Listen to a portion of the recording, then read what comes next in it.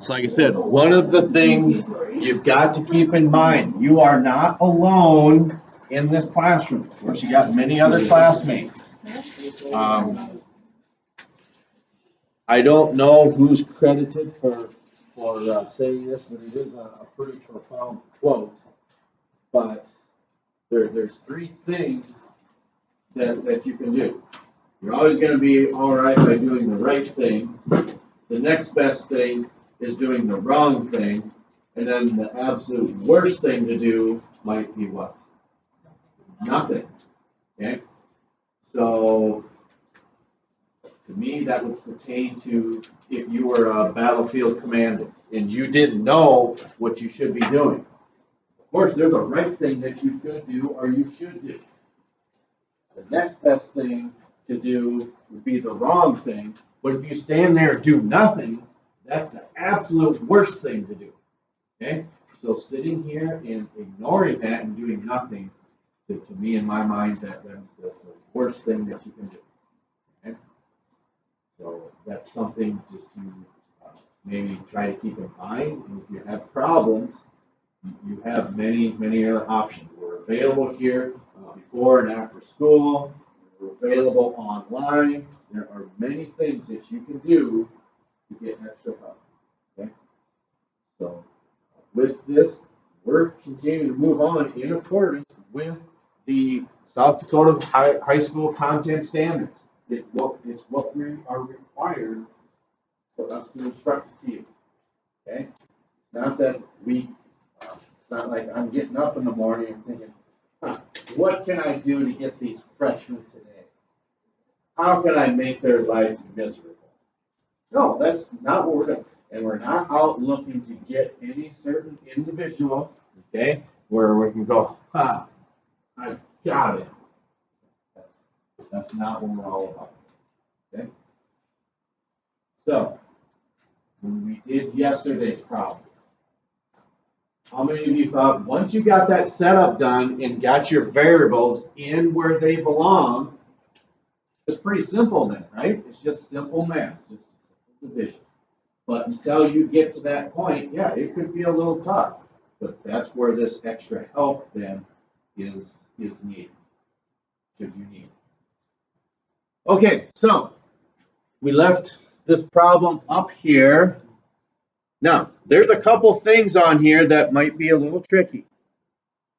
Okay, but it's not out of your realm of intelligence. So, how many of you actually have written this problem down? Okay, and if you haven't, probably a pretty good idea to do that. I saw 2 or 3 hands go up. So, okay, so it's your opportunity now to do this. It's your choice. It's not mine, it's not Mr. Hemmer's, it's not Mrs. Olson's, but it's your choice. Okay? And we are here to help you be successful.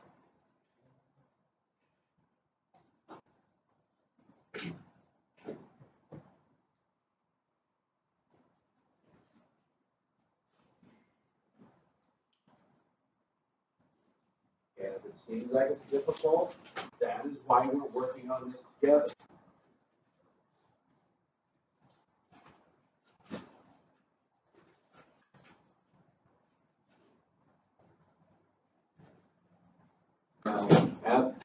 At the age of being a freshman, I would find it pretty hard to believe that you sitting in your desk at the age of 14 or 15 or what have you. I'm not sure what age you are. Some of you may know, wow, when I get out of high school, I want to join the Air Force.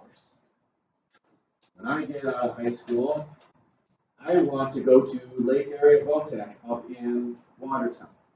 When I get out of high school, I want to go to SDSU. Okay?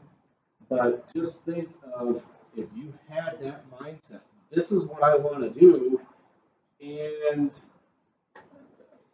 we're not prepared when we leave high school, and you have your mindset this is what I want to do, and then all of a sudden, I can't do that because I can't get through this science class.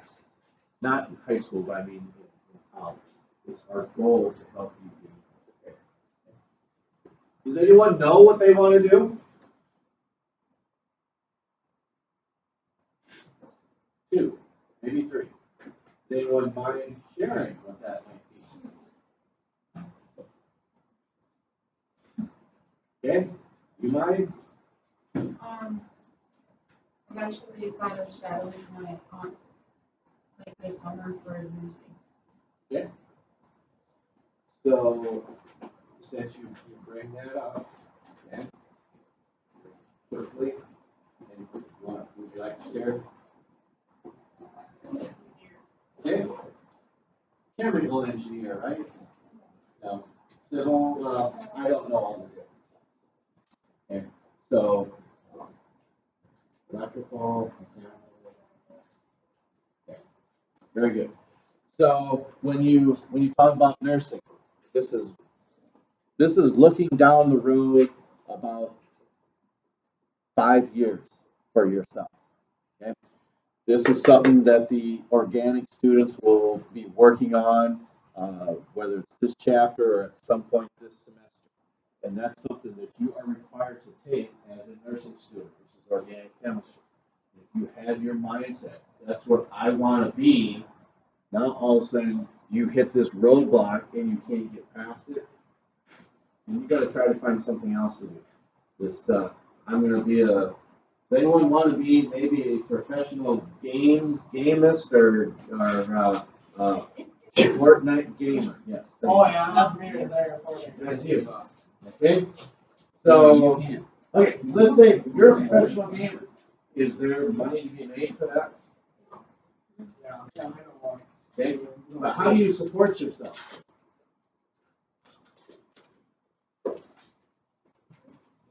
No idea. So it's always good to have this idea of a plan B. But anyway, as we look at this, a student covers a distance in 2 minutes and 10 seconds at a speed of 7.71 meters per second. What was, I must have got a little crazy, what was the distance? Okay, so you've read the problem. What's the next thing that we want you to do? What should you write down? And if we say, either you call it, we write down the setup, or we write down what we know. So what do we know in this problem? The speed and time.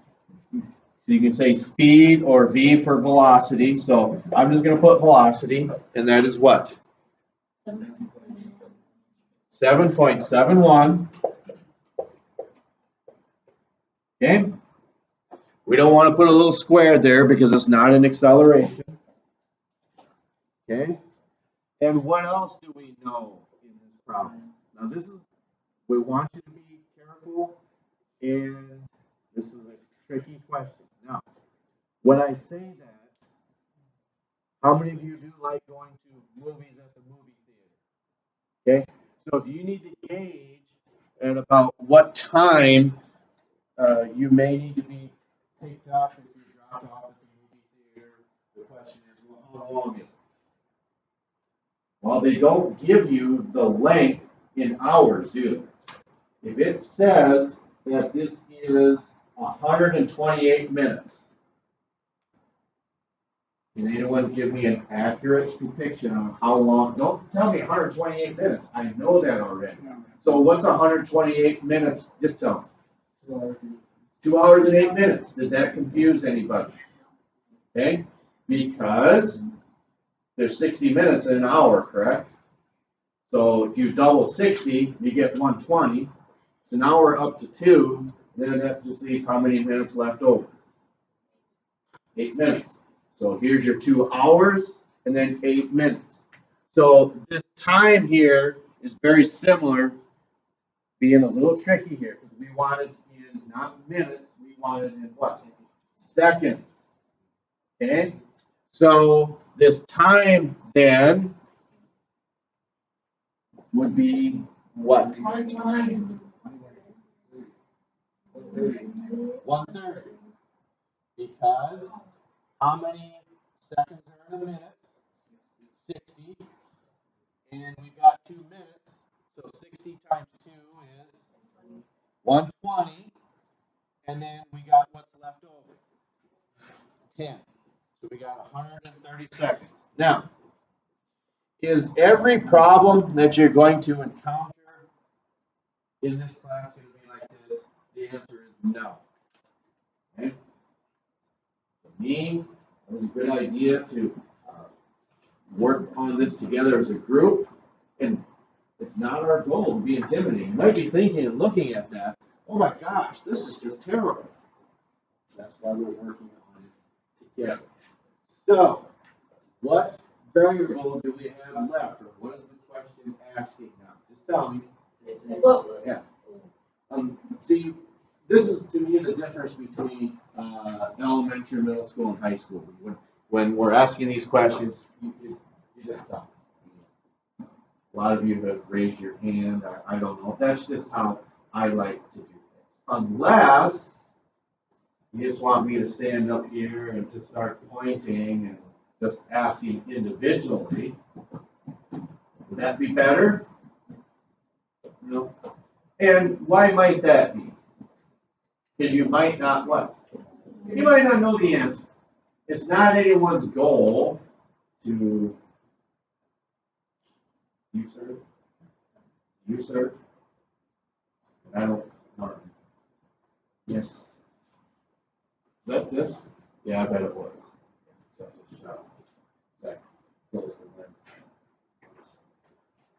So, for volleyball, 3.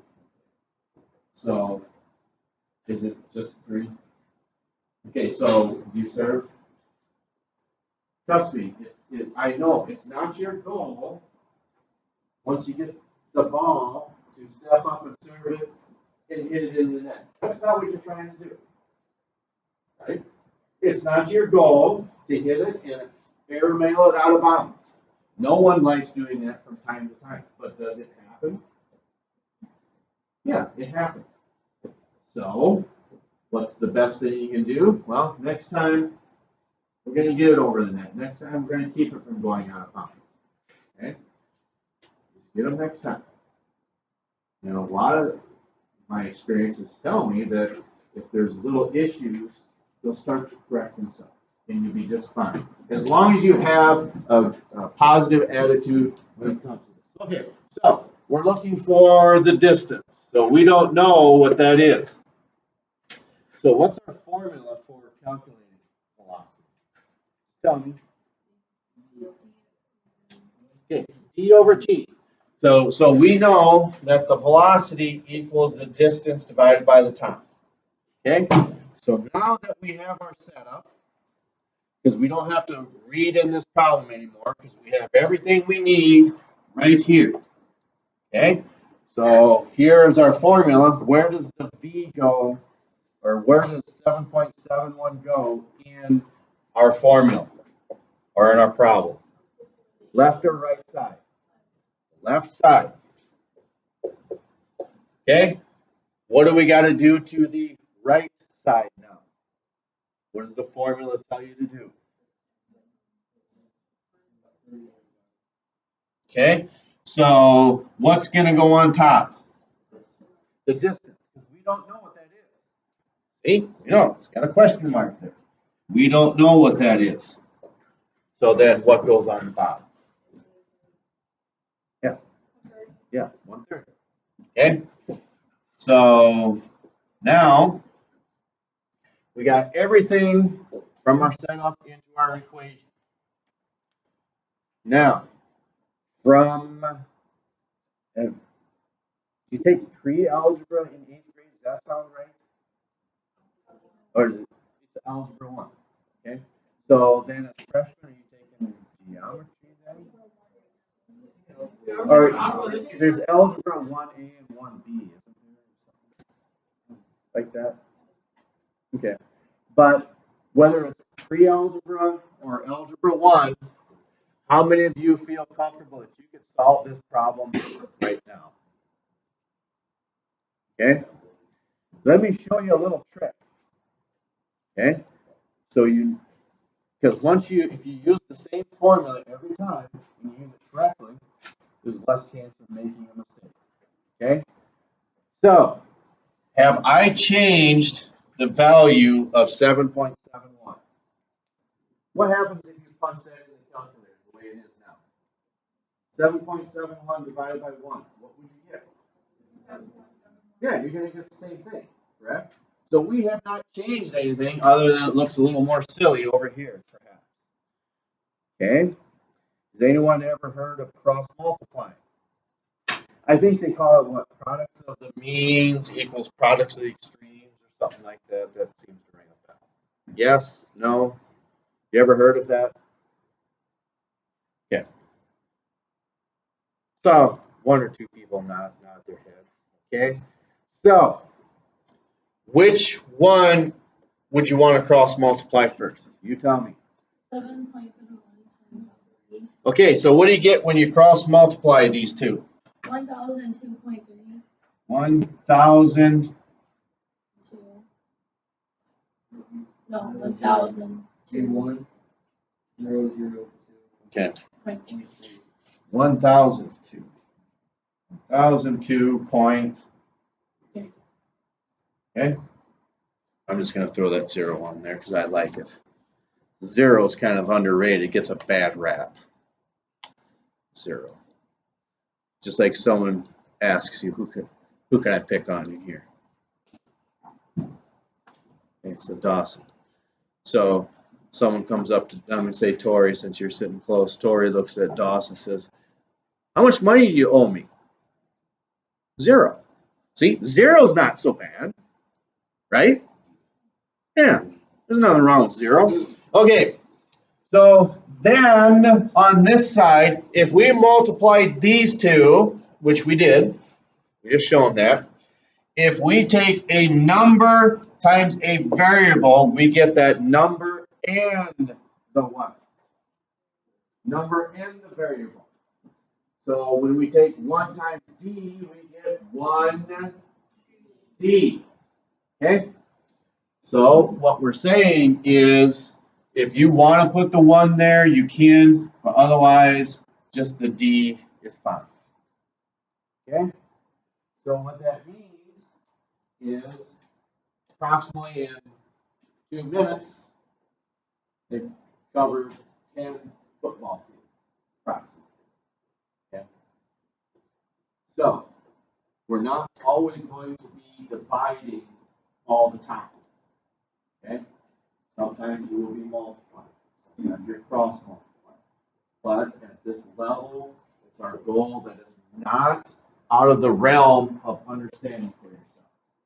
Okay, so as we look at that problem, any questions with that? Left outside, are we on the bus?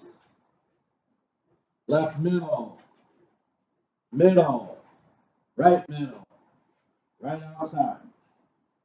Okay, so maybe 2 or 3, it's maybe coming a little more clear. It's going to take perhaps a little more work. Okay, so should label that too, I guess, as meters. Anyway, as far as lecturing to you, that's all I have. We left off with the sports cars. Okay, moving at. Does anyone happen to remember approximately what's the record for a non-sports car? Or I should say, excuse me, a non-race car. 241. I thought it was 245. 241. Okay, fair enough. All right, so we will continue with this. Okay.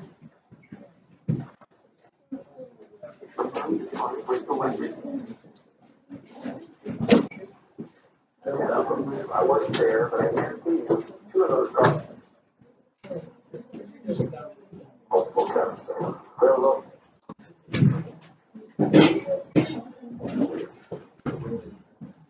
maglev system was developed by early in company trained weapons. Here, in rural Hamburg, Germany, train rapid test facility features a 12-mile track. The treats paying passengers with speeds nearing 275 miles per hour. Maglev actually goes back a long ways. The first patents were produced in the mid-30s, but it took a long time before the rest of the technology actually caught up with it. Time traffic began the R&D on magnetic levitation and link. During the 1970s, we went through a series of test vehicles to prove the concept, prove the technology. The technology behind magnetic levitation was remarkably high-tech and deceptively simple.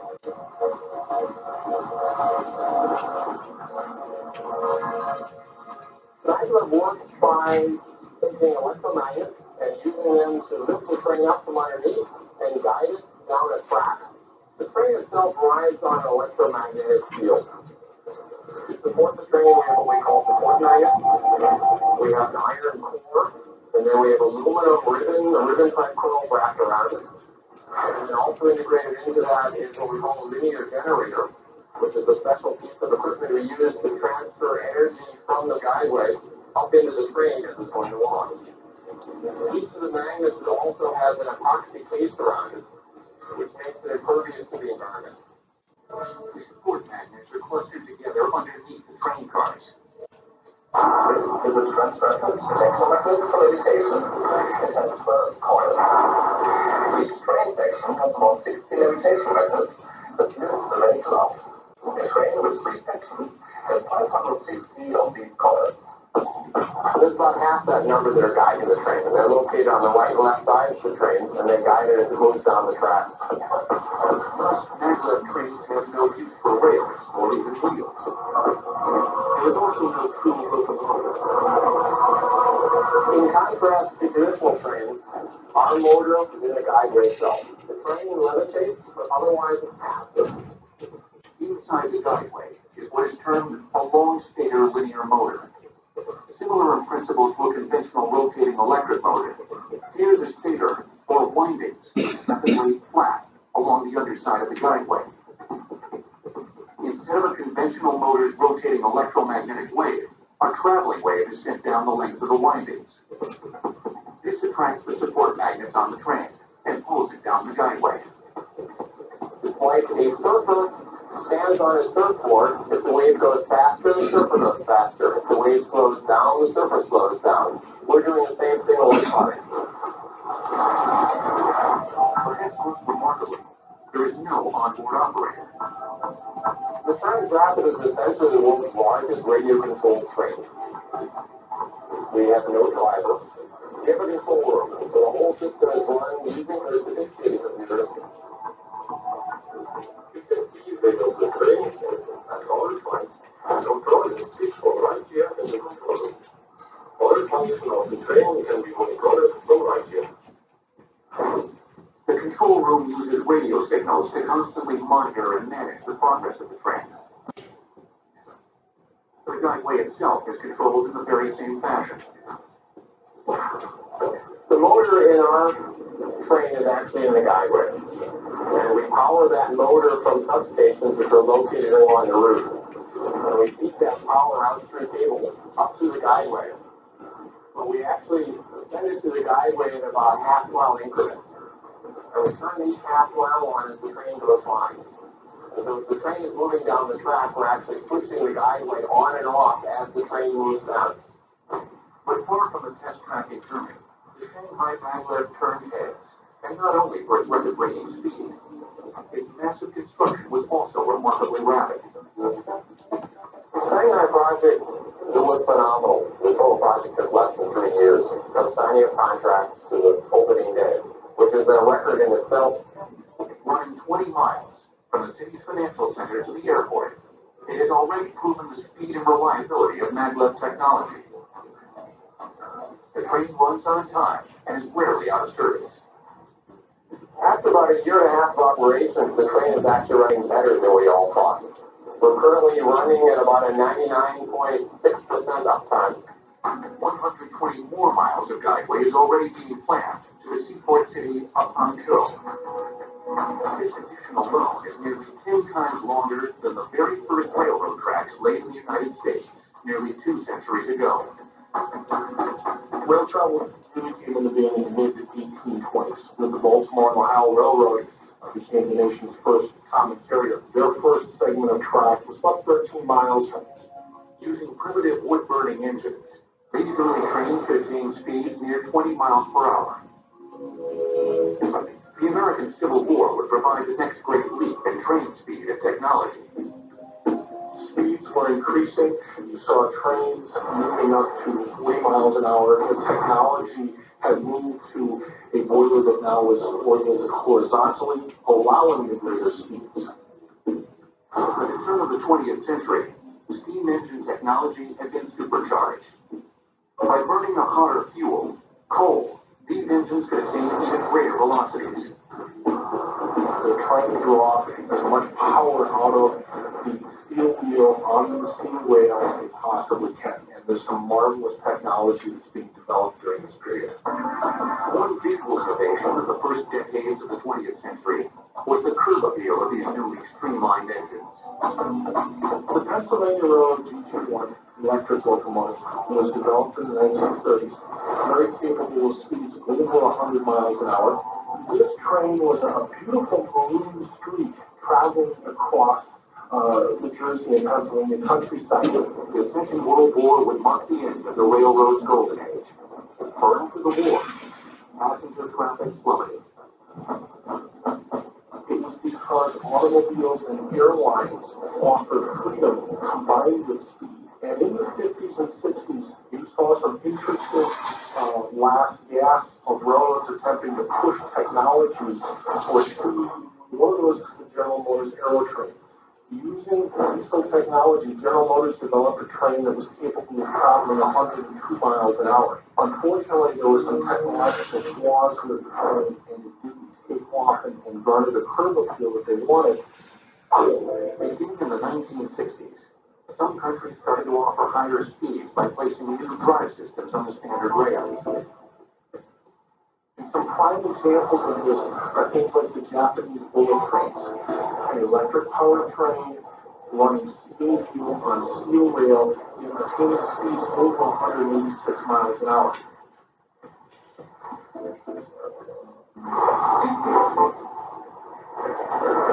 Another design, the French TGV, or Train à Grande Vitesse, is a wholly integrated system with updated track and switching technology. It set the old rail speed record at 236 miles per hour, which stood until the Shanghai maglev smashed it by over 30 miles an hour. And when will the United States get its chance to join the maglev club?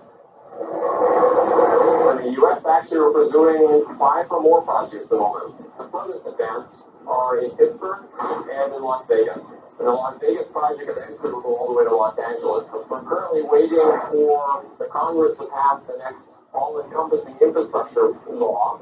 And we're hoping that construction money will be in that law for the first maglev project in the United States. While the speed record setting Shanghai may see challengers in the near future, another, far more dangerous world's fastest one has been firm for nearly 3 decades. The magnetic field generated by the transrapid maglev exerts effects on its passengers that are only 10% as powerful as those received from using a typical hairdryer. This modern marvel, the Spirit of Australia, is ready to tackle the world's water speed record. Quite simply, sticking that record is a most lethal pastime. The world water speed record is probably the most dangerous sport on earth. Since World War II, it has 85% death rate, so it's not something you take lightly. Tim Warby holds the record as the world's fastest man on water, with a speed of nearly 318 miles per hour. Even more remarkable is that this still unmatched performance took place in 1978. There's been nobody else in history that ever designed, fishermen are paid for their own boat to break the world water speed record. Ken Warby's lifelong obsession began at an impressionable age. In the early teens, I saw a drawing of Donald Campbell's Bluebird and bought some bolster, bought a little JetX coated propellant rocket, and fired the boat a few times across the pond, and went back and said to my mother, I said, Mum, one day I'm going to do this for real. Soon he was building and racing his own boats. Probably the most successful one was a little racing skiff called Monte Cristo. I actually took out 3 state records in Australia with it. Photos, outboards, hydroplanes, twin cockpit runabouts, just anything that floated, and if I could put my backside in, I did. But Warby's dream was to build a jet-powered boat. He followed that dream on a tight budget. The Spirit of Australia was designed literally one Saturday night on my kitchen table.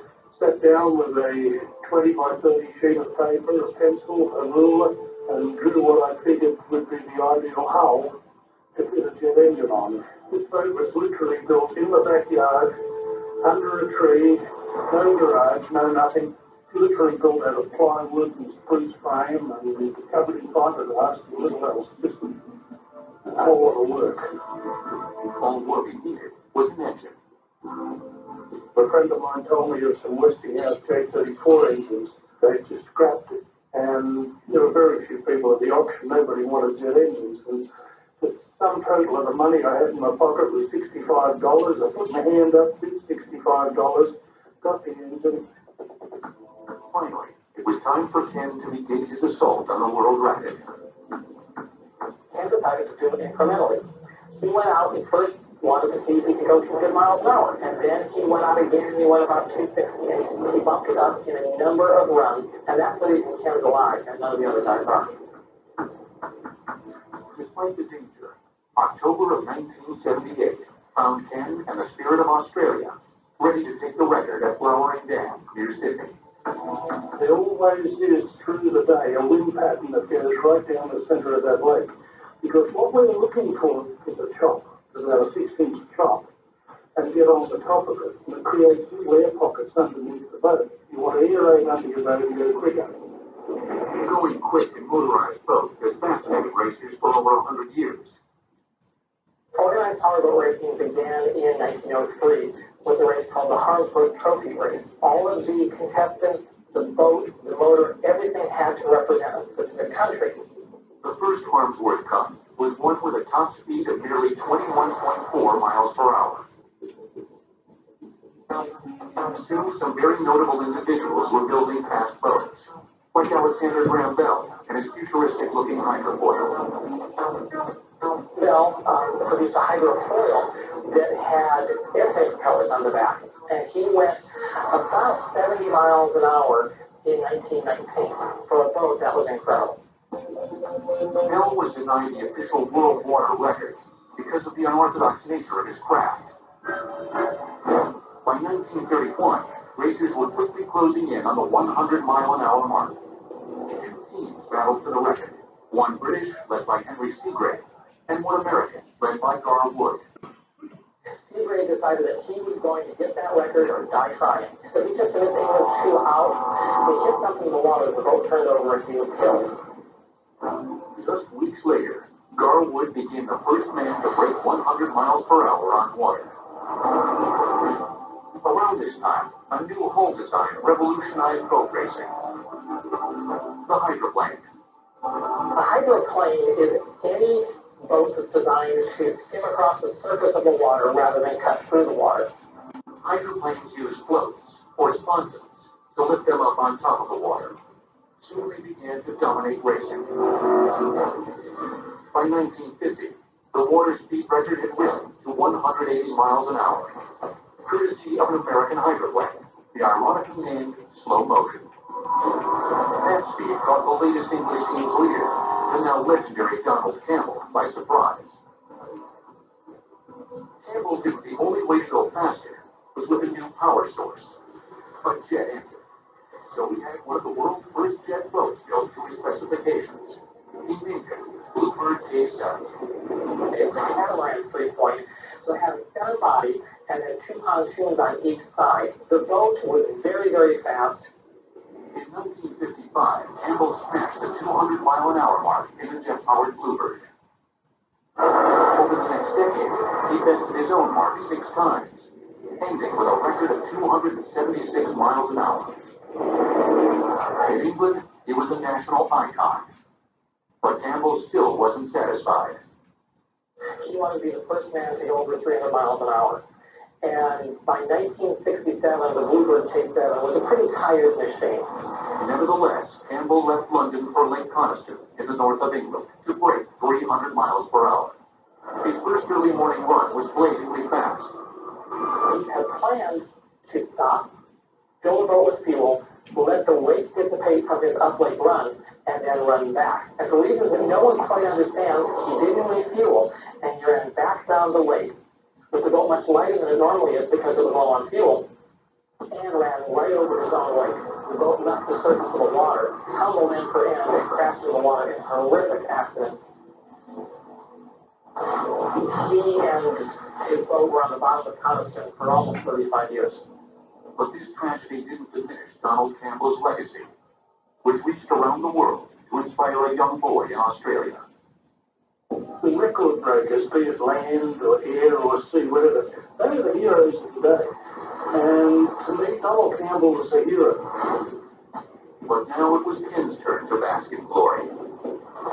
His speed of 317.596 miles per hour set a new world water speed record. Today, he remains the only man ever to go 300 miles per hour on water. While few of us will ever get to risk our lives piloting a jet boat, we all experience a pounding heart and dry throat as this next world's fastest machine blows us into the air at 128 miles per hour. At this record-breaking speed of 317.5 miles per hour, Ken Warby traversed the length of Lake Superior in just over 1 hour. This modern military-grade technology slams you with 5G force as you ascend skyward, when weightlessness teases before you plummet straight back down to earth. It's the world's fastest thrill ride, the roller coaster called King Ka at Six Flags Great Adventure in Jackson, New Jersey.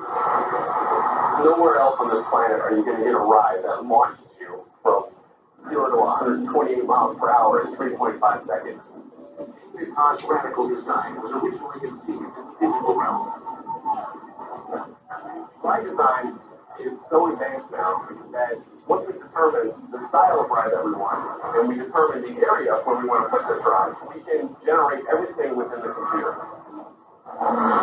Building the huge ride proved as challenging as its design was daring.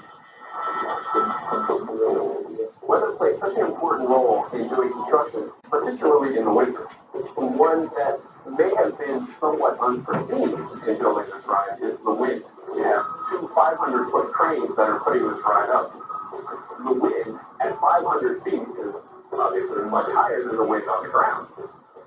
So on days when it might not even seem that windy, you can't actually fly steel because the wind is too high and the crane cannot operate. One of King Ka's most remarkable features is its breathtaking acceleration. The technology was borrowed from the launch deck of an aircraft carrier. Here we are in the hydraulic building, the heart of King Ka. This is where we drive the coaster at 128 miles per hour. The driving force behind King Ka is hydraulic fluid. The launching system is done with 8 500 horsepower motors that charge giant accumulators with hydraulic fluid. The fluid is pressurized much the same way that you might blow up a balloon. When the launch occurs, it's the same as letting that balloon go. That energy is released. And innate energy powers hydraulic motors that spin a huge winch, around which a cable runs. Attached to the end of the cable is a catch car that actually hurls the ride down the track. Once the catch car gets up to speed, it releases, and the ride continues on its own. It takes just 10 seconds from the time the train is launched to when you are 456 feet on top of that tower. Hurtling straight down the huge tower, the line again rockets to over 100 miles per hour. Gliders actually experience another period of weightlessness as it crests another hill. Then it's time to bring this blazing meteor to a stop. For that, Kingda employs a unique braking system. The braking system on Kingda is done mainly with eddy current brakes. And zero contact. So there is no friction that occurs between the brake fin and the brake itself. It's all done through magnetic fields.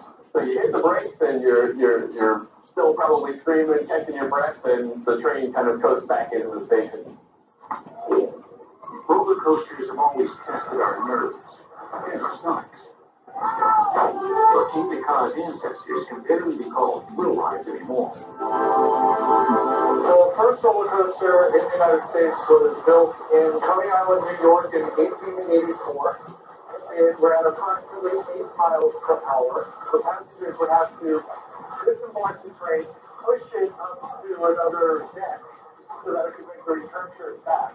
Changes came fast after the success of that first thrill.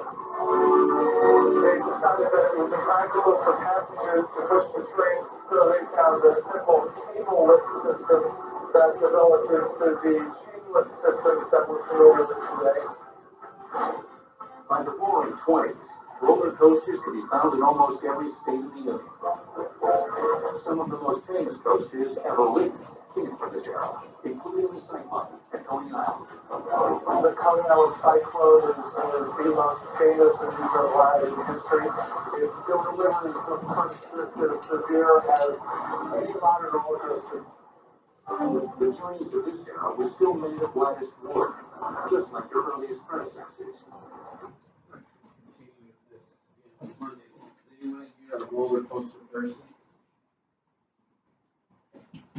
So for those of you who don't have your hands up, they're feeling that going down and twisting and turning and I like the routes that just go in a circle, like the platform just goes in a circle. Yeah, like that is my favorite. Okay, Yeah, so- don't go on those when I jump. so next week, if you haven't started your vocab terms, get them done. They'll probably be due on Wednesday, so it's kind of a good idea to get them started.